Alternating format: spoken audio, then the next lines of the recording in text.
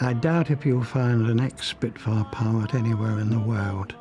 At the very mention of the name, his eyes will not take on a glazed look, and he'll go back into dreamland. It was a lovely aircraft to fly. After the Battle of Britain, I would say every teenager in the United Kingdom wanted to be a Spitfire pilot. Every single teenager, bar none. As soon as he was 17, Keith Lee from Liverpool rushed to join the RAF.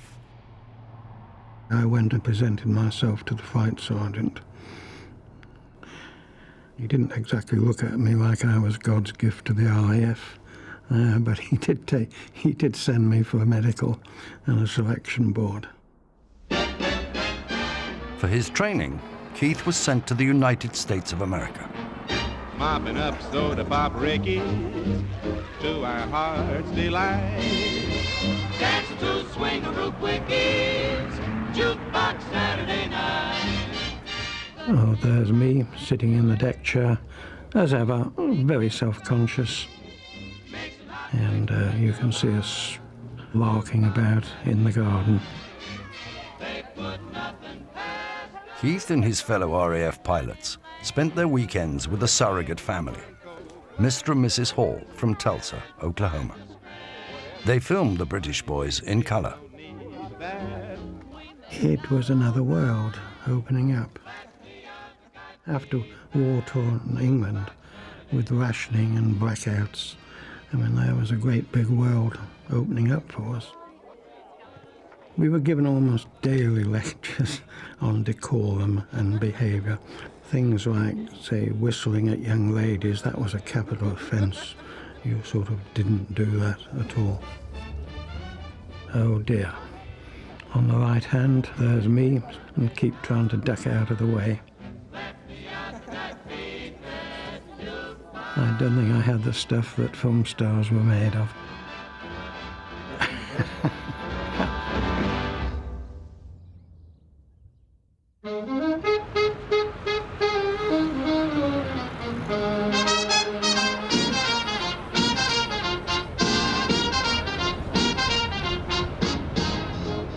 As a 16-year-old, Dawn Gould was swept away by the good looks and glamour of the GIs who flooded into Britain.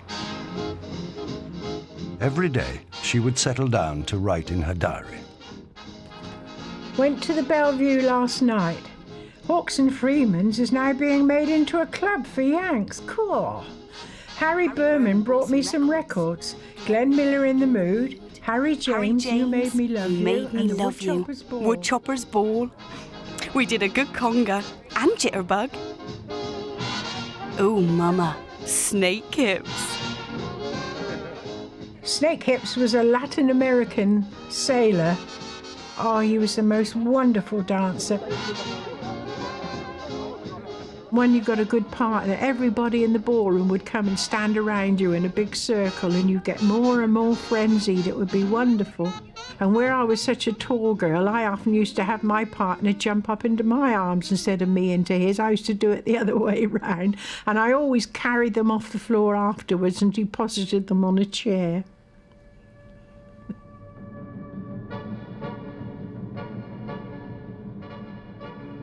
He was a famous trumpet man from out Chicago way.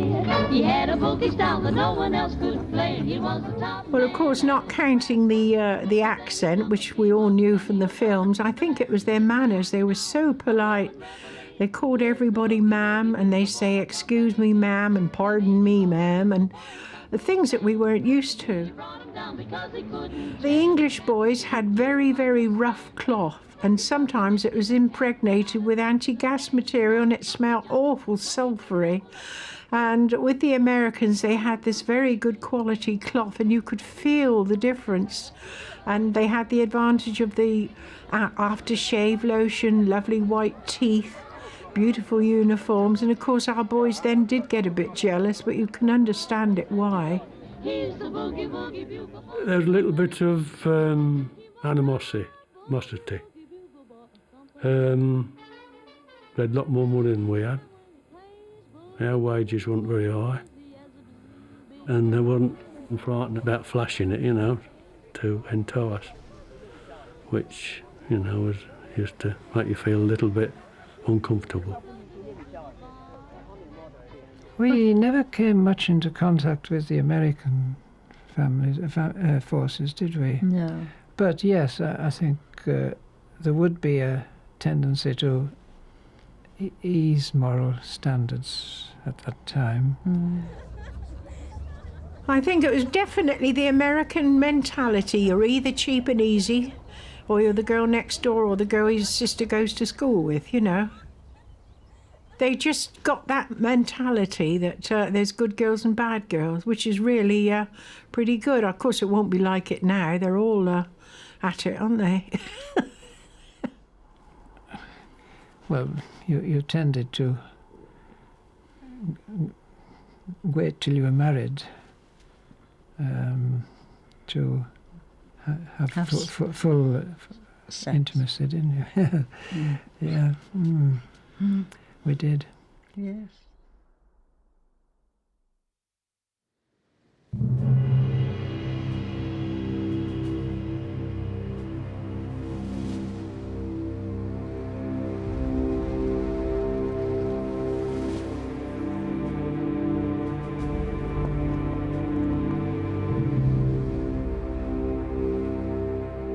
In July 1943, 22-year-old able seaman Ken Oakley wrote of his experience during the invasion of Sicily. Reading through it, I wondered how the heck I coped with a lot of the things that are written there. And I was just a boy from a village. And I joined the Navy and learned how to cope with all that and managed to get through it.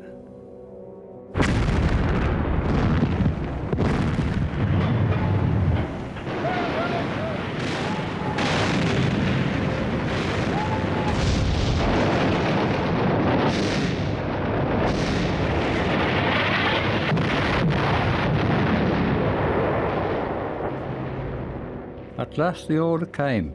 Lower boats! We were away, with far from enemy machine guns passing over them. Tat-tat-tat, our Bren guns began to speak. Then crunch, down door, and we were there.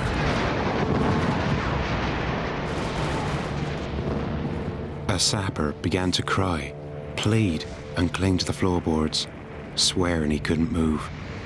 We left him. His nerve was gone. The shrill whine of bullets speeded us on. Then it came.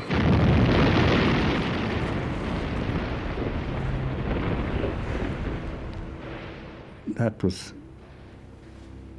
bang. And then I was in the water, dragged down. Someone clutching my feet, trying to hold on to me, but I couldn't get up. I finally kicked myself clear and rose to the surface amid a sea full of blood,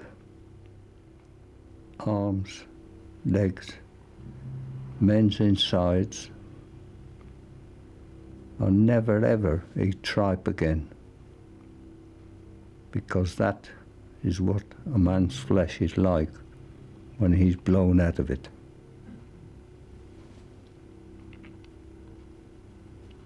And I finally, after a lot of struggling, got to the beach where I collapsed.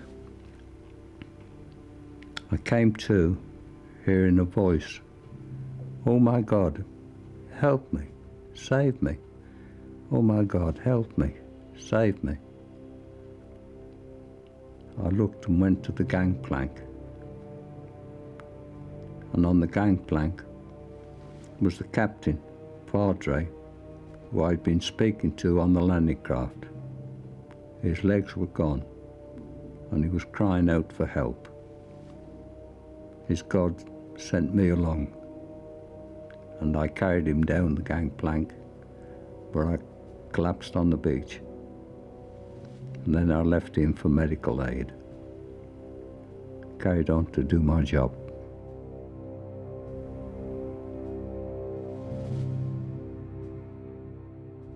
A few days later, it came back to me what had happened on the beach.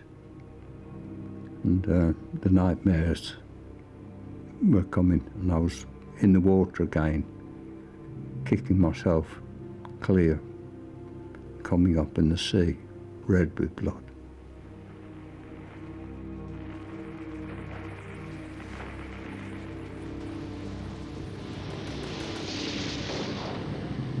During the day, I could cast it out of my mind with things to do. But at night, when I put my head down to sleep, then it would come back to me. Later, I was able to purchase a notebook, and in the notebook, I wrote it out, a full account of what had happened. And then my head settled, and I was able to temporarily forget all the traumatic things that had happened on the beach in Sicily.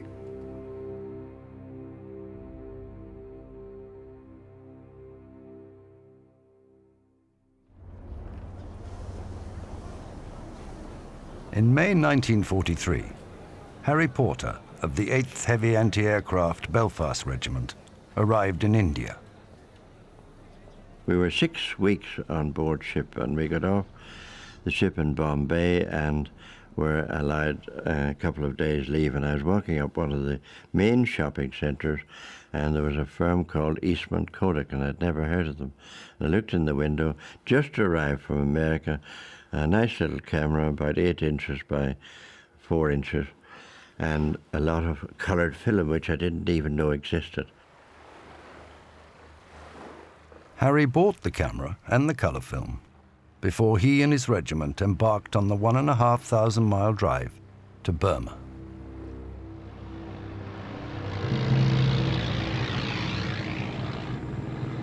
Unfortunately, as soon as we got to the edge of the Burma border, an edict came out, no cameras allowed east of the Brahmaputra. But I said to myself, well, I've gotten a camera, I may as well keep it. So gradually I got enough courage to bring my camera out now and again, which I did. It was decreed that we should learn the art of self-defense and silent killing. And this is me taking a dagger off one of the boys.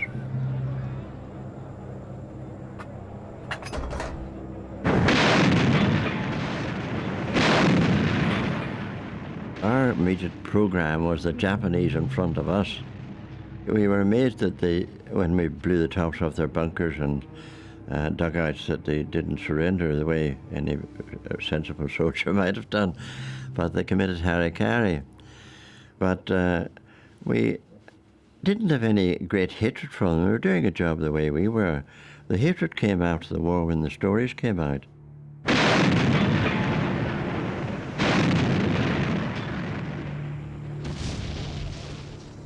I would say our trouble in Burma was the 3 M's: morale, malaria, and the third one was the monsoon.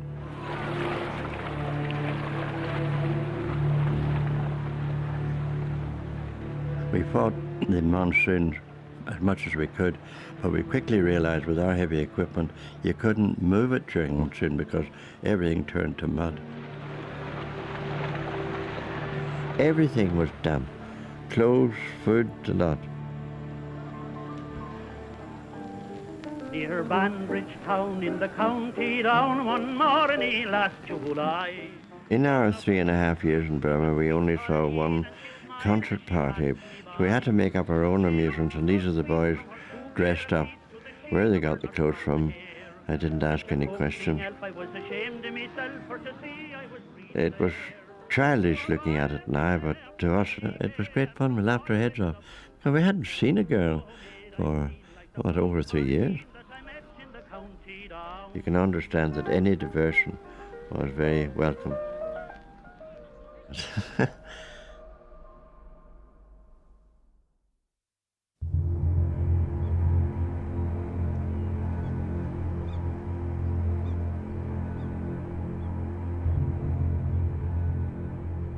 At the age of 26, novelist Moira MacLeod was with naval staff, planning the invasion of Europe. She kept a secret diary. Sunday afternoon was still and breathless. Strict bans were in force. No conversations with civilians, no private telephone calls, and all naval personnel confined to their places of duty. We knew that D-Day was coming, but nobody knew when. The sea was absolutely chock-a-block. Torbay was jammed with craft. You could almost walk from one to the other. It was the most exciting thing. Just 3 weeks before D-Day, Dawn Gould had become engaged to a GI. His name was Stuart. He was in the American 1st Division. He was so dark and handsome. I really was thrilled to bits. They'd been shut in their barracks for several days. Nobody was allowed out at all. So I went out there with someone in a jeep and saw him out there and said goodbye to him.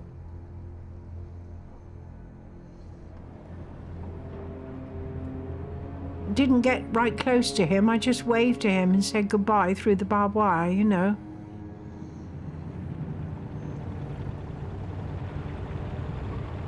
Then it began to be rather pathetic because they kept giving me envelopes and saying, will you please post this? This is for my family, you know, and what about, this is the money for the stamps. And it began to be very moving.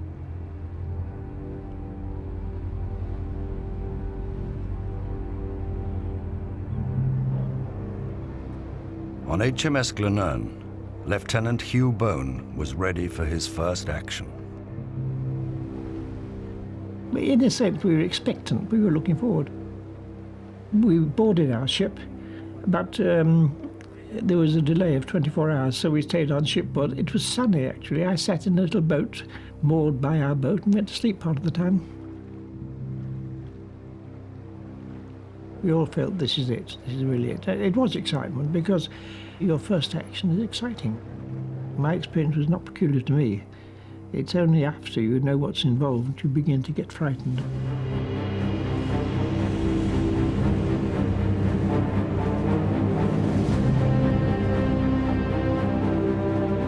The Armada assembled in the Channel. For Hugh Bone and 1 million other men, the waiting would soon be over. It was night.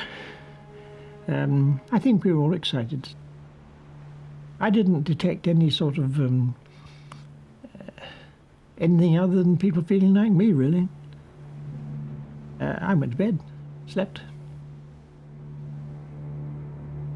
On the embarkation ship Orontes was Royal Navy Commando Ken Oakley.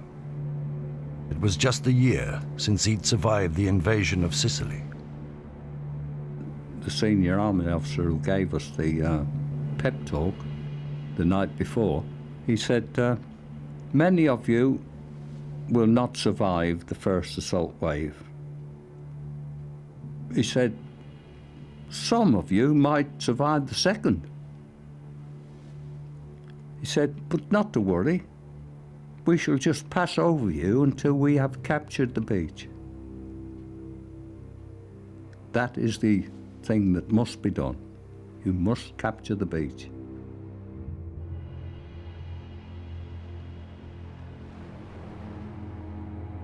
Complete silence fell and an emptiness. It's very sort of still, very still.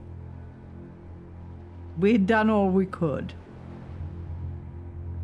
And then we stopped and listened, and we heard in the distance, boom, boom, boom, the guns beginning to fire over in France.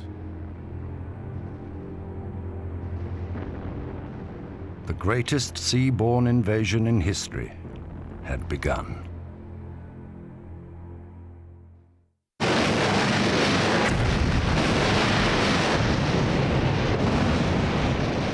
D-Day. At 5:30 a.m., Allied warships began to bombard the coast of France. We got into the boats. The padre said some prayers. You sat on a little piece of wood. There are 3 rows like this. You sat one behind the other. We kept our heads down.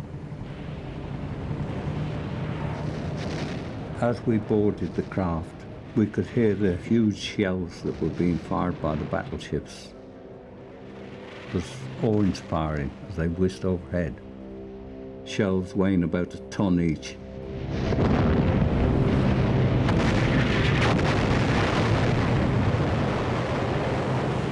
In a letter to his mother, Hugh Bone described the horrors of the landings. By now, we could hear the enemy machine guns, the explosions of enemy mortars on the beach. We clutched our weapons. Now was the moment. Stuff was falling pretty close to us. People were hit. Some were dead, others struggling to crawl out of the water. We couldn't help them. Our job was to push on. There were some horrible sights. Men calling out for help. I wanted to pull a body out of the waves, but he looked to be dead. I had no time or duty there.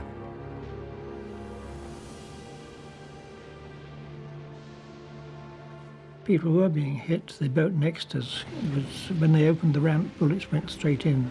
Our padre was wounded, our medical officer was killed. We'd been given strict instructions not to give any first aid or help, because our job was to get across the beach and onto our target, leaving the beach for others coming after us to come in. It was very, very bad when we landed. When you hear bullets whizzing through the air, you think, well, I've got to get under some cover. I've got to do something about this. I've got to find out where it's coming from. Can I attack? Can I reach them with the gun I have? I realized that we were being shelled and I couldn't get away from it. I was suddenly afraid. The scene was one of devastation, bodies everywhere. Around you, people crying out for help. You cope with it by saying, well, nevertheless, I must carry on, but you become a little more frightened every time something lands near you. The provost sergeant was wounded just by me. He'd been hit in the shoulder and he was very pale, and he talked about a letter to his mother and so on. But I put my arms around him and put my field dressing on him and, you know, looked after him. Yes, you do. You learn then to do things that I wouldn't have learned perhaps other ways. It would take me a long time to put my arm around anybody, but you just do.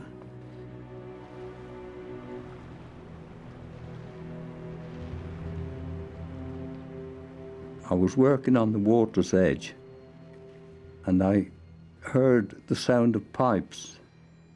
I couldn't believe it until I looked to my right and saw the piper marching along with his kilt on and playing as if he was on the playground in London.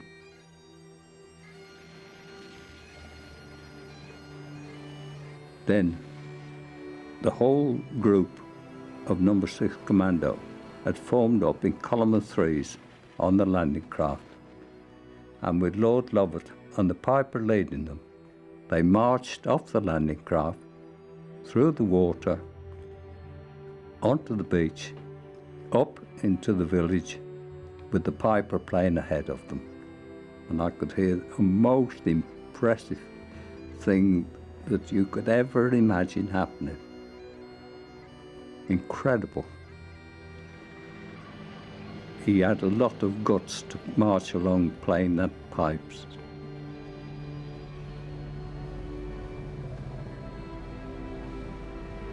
He raised the spirits of all of us on that beach that day. But if a piper could play, what did Germans do? Oh, rubbish.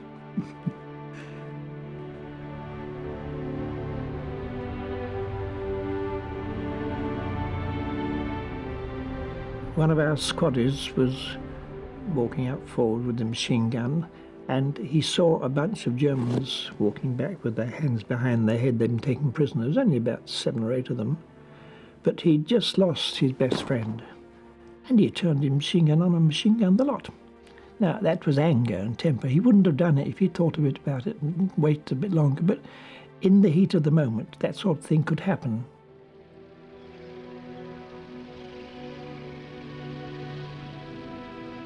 We were all victims of war.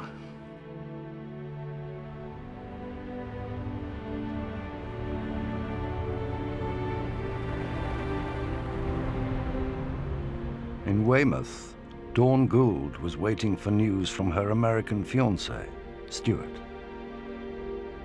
I did hear from him a couple of times, and then I had a bunch of my own letters back, all tied together. It said, "Deceased, return to sender." And that's when I wrote to his sisters, and they said that he'd been killed, but they didn't know where. Not being a wife, an official next of kin, his sisters were his next of kin, so I didn't write a proper telegram or letter. I just had all the letters returned. And I had the souvenirs he'd given me from Sicily and North Africa, and I had a bundle of his letters, and that was all I had. And a couple of photos.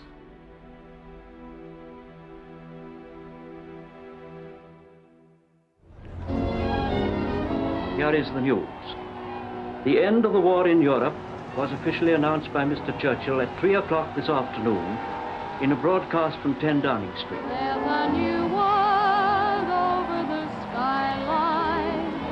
To find it, follow the sun. We were so excited. London was awake again. And we kept bumping into each other. It's over, it's over, it's over. Oh, thank God it's over. Isn't it wonderful to be free? Isn't it wonderful to be able to go out? Everybody was saying, well, now our Jack won't get killed, now our John will be home, and everyone was saying, thank God they'll all soon be home. It was like about 20 carnival days all rolled into one. These are I had a very, very large white ensign, which I brought home. And we flew that outside the house here. And that was really something. It's wonderful. We'd been strung up for so long, we got so used to war, and we never thought it was going to end. It was the time when I was 21 till the time I was 27. Well, that's a lot of your life.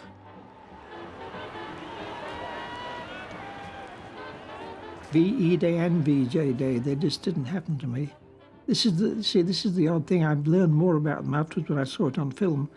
And it was the people who hadn't fought who celebrated. The ones who were fighting were still out there, or dead, or in hospital.